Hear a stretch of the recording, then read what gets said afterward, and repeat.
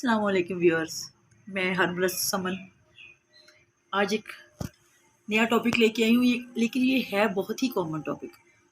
تو میں نے کہا چلے آج اس پہ بات کر لیتے ہیں. یہ میں الرجی کے بارے میں آج میں بات کروں گی، وہ بھی پولن الرجی کے بارے میں. پولن الرجی پہلے ہے کیا میں آپ کو یہ بتاؤں گی. پولن الرجی کو موسمی بخار یا ہے فیور بھی کہا جاتا ہے. جب موسمی بہار آتا ہے تو بہت سے لوگ ان کو چھینکیں آنے لگ جاتی ہیں، گلے کی خراش ہو جاتی ہے، نزلہ زکام اور بخار میں مبتلا ہو جاتے ہیں. اور یہ موسمی بہار کا یہ بخار الرجک فیور یا پھر ہے فیور کہلاتا ہے.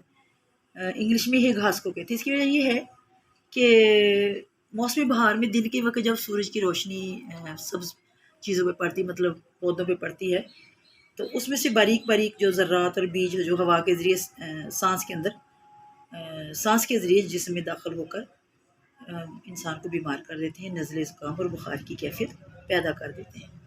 اس سلسلے میں کئی لوگ ہم سنتے ہیں کہ کئی درختوں کو، کئی پودوں کو اس کا ذمہ دار ٹھہراتے ہیں.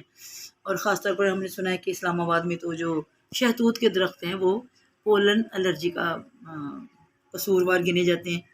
حالانکہ یہ کئی درختوں سے ہو جاتی ہے. پھر میں نے اور ریسرچ کی تو پتہ چلا کہ جو امریکہ میں ایک ریگ ویڈ ہوتی ہے اس کو اس کا سبب قرار دیا جاتا ہے، اور جاپان میں دیار یا دیودار کے درختوں کو کہتے ہیں کہ ان کی وجہ سے یہ پولن الرجی ہوتی ہے. عام طور پر انتہائی باریک ذرے جو کہ مٹی یا غبار کے بھی ہو سکتے ہیں اور پودوں کے بھی ہو سکتے ہیں. پولن جب کئی درختوں میں جو ہوتی ہے تولیدی نظام اس طرح کا ہوتا ہے کہ نر اور مادہ کے جو زرگل ہوتے ہیں یا پولنز ہوتے ہیں وہ ہوا میں سفر کرتے ہیں اور ایک پودے سے دوسرے پودے تک پہنچتے ہیں. تو بس وہ ہوا سے ہی انسان جو ہوتا ہے جو اس کا الرجی کا شکار ہو جاتا ہے، ناک کے ذریعے اس کے پھیپھڑوں میں پہنچ جاتے ہیں اور مریض کو بیمار کر دیتے ہیں. سانس کی نالیوں کو متاثر کرنے والے الرجن سے مختلف علامات پیدا ہوتی ہیں جن سے ہم اس کی نوعیت کا اندازہ کر سکتے ہیں. ہم اس کی نوعیت کو 3 حصوں میں جانتے ہیں. نمبر 1 پہ تو جو کہنا چاہیے کہ معمولی علامت ہوتی ہیں، مائلڈ سی. نمبر 2 پہ جو مطلب درمیانی علامت ہوتی ہیں جن کو ماڈریٹ کہتے ہیں، اور جو شدید سویئر قسم کی علامت ہے وہ آخری درجہ ہوتا ہے. تو میں تھوڑا تھوڑا تینوں کے بارے میں بتا دیتی ہوں تاکہ کوئی بھی اگر میرے بہن بھائیوں میں سے کوئی ان کے بچے یا خود وہ اس کا شکار ہیں تو وہ ان کو اندازہ ہو جائے. جو ابتدائی اس کی نوعیت ہوتی ہے حملے کی، پولن الرجی کی، تو اس پہ جلد پر خارش یا نشانات، پھر آنکھوں میں خارش شروع ہو جاتی ہے، آنکھوں سے پانی کا اخراج ہوتا ہے اور ناک بند ہونا شروع ہو جاتا ہے. تو جو درمیانی قسم کی کیفیت ہوتی ہے اس میں یہ ہوتا ہے کہ خارش ہوتی ہے، سانس لینے میں بہت مشکل ہوتی ہے، مطلب رک رک کے آتا ہے کھینچ کے، اور چھینکیں آتی ہے اور ناک میں سے پانی بہنے لگ جاتا ہے. اور جو اس کی شدید قسم کی نوعیت ہوتی ہے اس میں گلے میں شدید قسم کی سویلنگ ہو جاتی ہے جس کی وجہ سے مریض کو کوئی بھی چیز جو ہے نا انہیں گلے میں دقت ہوتی ہے، پیٹ میں درد شروع ہو جاتی ہے، اینٹھن سے شروع ہوتی ہے جیسے کھچاؤ پڑتا ہو، متلی ہو جاتی ہے، الٹیاں آنے لگ جاتی ہیں، اور ذہنی طور پہ وہ بندہ بڑا اپسیٹ سا ہو جاتا ہے اور اس کو پھر موشن بھی لگ جاتے ہیں، یعنی اس کو اسہال کی شکایت ہو جاتی ہے، پوٹیاں لگ جاتی ہیں.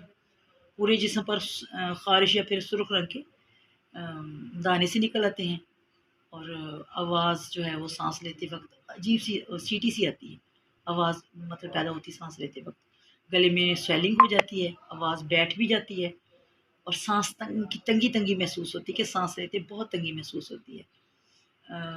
ہاتھ پاؤں اور ہونٹ جو ہیں یا پھر سر کانپنا شروع کر دیتا ہے. یہ تو 3 علامات ہو گئی. تو اب ہم اس بات پہ بحث کریں گے کہ گھر میں ہم اس کو کس طرح سے ہم اپنا دفاع کر سکتے ہیں اور کس طرح اپنے آپ کو زیادہ سے زیادہ بغیر ادویات استعمال کیے اس کو بچا سکتے ہیں. تو چلیے تیسرا مرحلہ شروع کرتے ہیں. جب کوئی انسان الرجی کا شکار ہوتا ہے تو اس کی باڈی میں مخصوص قسم کی علامات ظاہر ہونے لگ جاتی ہیں. لیکن واضح رہے کہ الرجی کی جو ابتدائی سٹیج ہے جس کو میں نے معمولی کیفیت کا نام دیا تھا، اس میں تقریباً کوئی زیادہ علامت ظاہر نہیں ہوتی، بلکہ بس انسان صرف یہ محسوس کرتا ہے کہ مجھے کچھ ہو رہا ہے، لیکن وہ سمجھ نہیں پاتا کہ مجھے کیا ہو رہا ہے. اور پھر جب معمول سے زیادہ الرجی بڑھ جائے تو آہستہ آہستہ پھر اس کے دوسرے جو اس کی علامات ہیں، اس کے آثار ہیں، وہ واضح ہونے لگ جاتے ہیں. بخار ہونے لگ جاتا ہے، ٹھنڈ اور انفلوئنزا کے آثار ہو جاتے ہیں. اور مگر جن لوگوں میں بہت زیادہ الرجی ہے، جس کو میں نے تیسری درجہ دیا ہے، اس طرح کے مریضوں کو فوراً ہاسپٹل لے جانا چاہیے. اب میں آپ کو ویڈیو کے اینڈ پہ بتاؤں گی کہ الرجی سے ہمیں کس طرح بچنا چاہیے، اور یعنی کہ خود کس طرح پرہیز کرنی چاہیے، اور اپنا خود کا کس طرح خیال رکھنا چاہیے۔ تو میں آپ کو نمبرنگ میں بتاؤں گی تاکہ آپ کو یاد کرنے میں آسانی رہے۔ الرجی سے بچاؤ کی سب سے پہلے تو یہ بہترین ترکیب ہے کہ جس چیز سے الرجی پیدا ہو رہی ہے اس سے حتی الامکان بچا جائے، اور اس کے اگر ایسا ممکن نہ ہو تو پھر پرہیز کریں۔ پرہیز کرنے کے باوجود اگر تکلیف برقرار ہے تو اس کا علاج کیا جائے، اور الرجی پیدا کرنے والی اشیاء سے محفوظ رہنا ہی سب سے بہترین حکمت عملی ہے۔ تو سب سے پہلے ہمیں یہ کرنا چاہیے کہ موسم میں جس میں الرجی ہوتی ہے، یعنی پولن جس موسم میں بکھرتے ہیں، تو سرسبز علاقوں میں جانے سے، پارک وغیرہ جانا یا سیر کرنے جانا، کہ اب سرسبز و شاداب علاقوں میں جانا ہے تو وہ پرہیز کرے کہ ہم نے باہر کھلے میں نہیں جانا۔ اس کے علاوہ پولن کے موسم میں جو مریض ہو اس کو چاہیے کہ اپنی گاڑی کے جو دروازے بند رکھے، اس کی کھڑکیاں اور گھروں کی کھڑکیاں بھی بند رکھے۔ نمبر 3، جو مریض ہے جو شکار ہوتا ہے الرجی کا، اس کو چاہیے کہ جب بھی گھر سے نکلے اپنے چہرے پہ ماسک لگا کے نکلے، نقاب استعمال کرے یا پھر ماسک استعمال کرے۔ اور اس کے علاوہ آپ کو یہ سن کر مطلب عجیب سا لگے گا، لیکن اس میں بھی فیکٹس ہیں۔ اگر آپ کے کمرے میں کوئی کارپیٹ بچھا ہوا ہے نا تو اس کو باہر نکال دیں، لیکن اگر یہ ممکن نہیں ہے تو کسی طاقتور جو ویکیوم کلینر ہوتا ہے اس کی اچھی طرح صفائی کریں تاکہ ڈسٹ کا کوئی ذرہ اس کو چپکا نہ رہ جائے۔ پھر یہ کریں آپ کے سونے والے کمرے سے ہر چیز نکال جو گرد آلود ہو، یعنی جس پہ گرد پڑنے کا یا اس کو جذب کرنے کا اندیشہ ہو، آپ کو اس ہر چیز کو کمرے میں سے نکال دیں جب تک کہ وہ سیزن گزر نہیں جاتا۔ اس کے علاوہ گدیاں جو روئی کی بھری ہوئی ہوں اور دیگر چیزیں، پھر یہ کہ روئی، سبر یا پروں والے تکیے اور گدے استعمال مت کریں۔ لیکن اگر آپ کی مجبوری ہے کہ آپ کرنا چاہتے ہیں تو یہ باریک سی نائلون کے غلاف ملتے ہیں جن کو واٹر پروف بھی کہتے ہیں، وہ آپ ان پہ کور چڑھائیں تاکہ ان میں سے جو بھی کوئی گرد چپکی وہ باہر نہ آئے، اور وقتاً فوقتاً ان غلافوں کو بھی دھوتے رہیں۔ پھر آپ نے یہ کرنا ہے کہ اگر آپ کے گھر میں کوئی یعنی پولن الرجی کا کوئی مریض ہے تو آپ نے کمرے کے اندر جو صفائی کرنی ہے وہ گیلے کپڑے سے کریں۔ فرنیچر کو ہلکے سے نم کپڑے سے صاف کریں، نیچے گیلا کپڑا پھیریں۔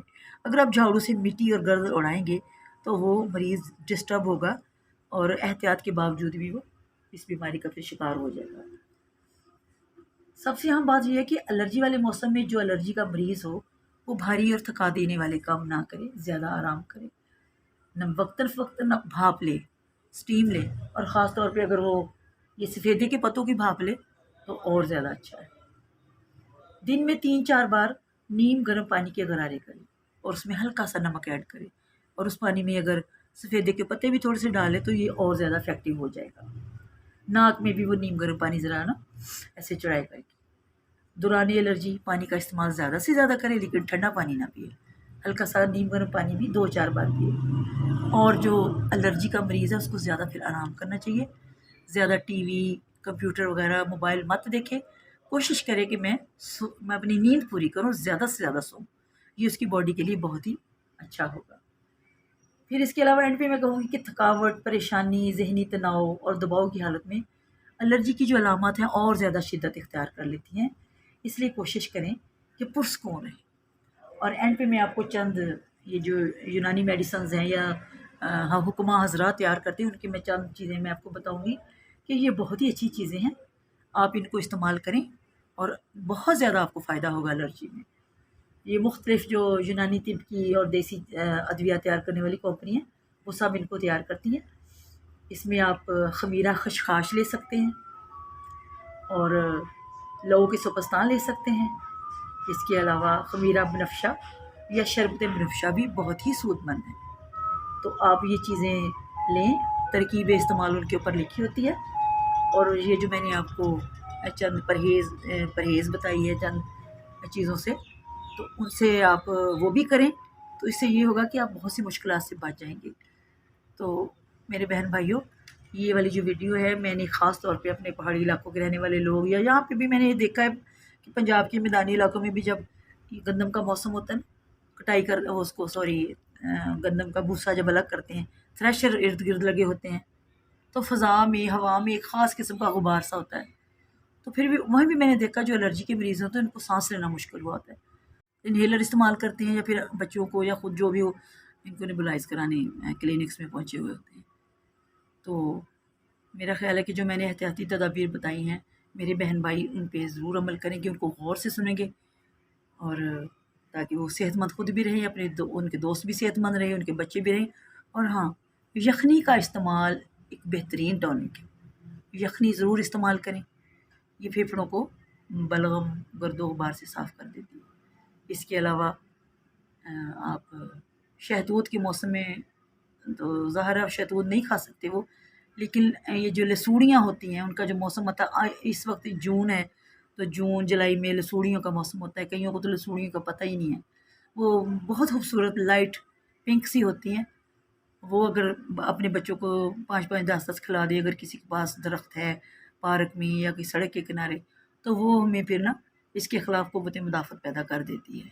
مجھے امید ہے آپ میری آج کی ویڈیو سے بہت سے لوگوں کو بھلا ہوگا، فائدہ ہوگا، تو انشاءاللہ دعاؤں میں یاد رکھیں۔ نیکسٹ ویڈیو کے ساتھ آپ کی خدمت میں حاضر ہوں گی۔ اوکے، اللہ آپ کا حامی و ناصر ہو، اللہ حافظ۔